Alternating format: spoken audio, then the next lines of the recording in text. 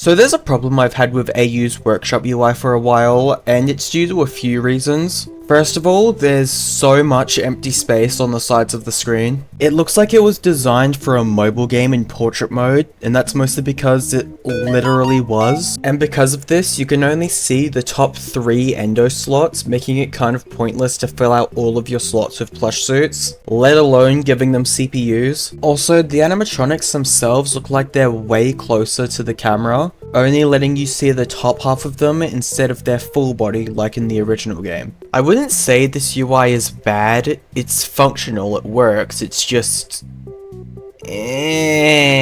So I decided to take it upon myself to design a concept for what the workshop menu could look like, and here it is. Let's start with going over what I did and why. So I decided to move the 9 endo slots off to the left hand side of the screen along with the buttons. This was to give the animatronic a bit more breathing room and try to eliminate some of that dead space. You also may have noticed that send and salvage are 2 different buttons now instead of both being lumped into the deploy button. You also might notice that the assemble button is gone in favor of the deploy button being split into 2 buttons. The reason I removed the assemble button is just because I thought it would be handier to be able to just click on the endo slot and then instantly be able to access the suit and CPU buttons on the right hand side of the screen. Speaking of plush suits, I also made a concept for the plush suit selection menu thing. I did the same thing I did with the main workshop menu, I just moved the plush suit icons to the left hand side of the screen. I also put them in rows of 3 instead of it just being a single file line like in the current version. I also got rid of the skins button and instead made it so that if you click on the plush suit, it'll show you the icons of the skins that the character has on the right hand side of the screen. And I added that little Freddy icon with the number in it to the plush suit, showing how many skins a character has. Moving back to the main menu for the workshop,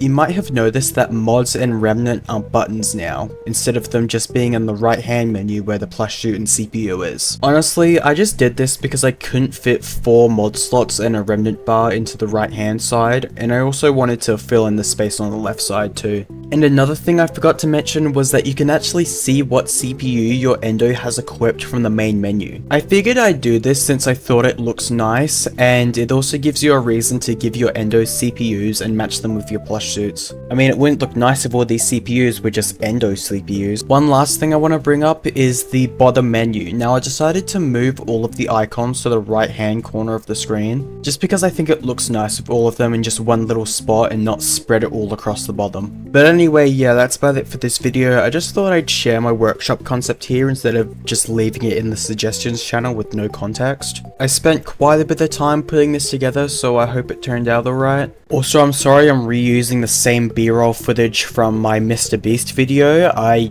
honestly couldn't be asked recording more, so this is what you're getting. But anyway, that's about it from me. See ya. Also, Josh, if you're watching, please add the lefty 3D icon. I'm begging you, please.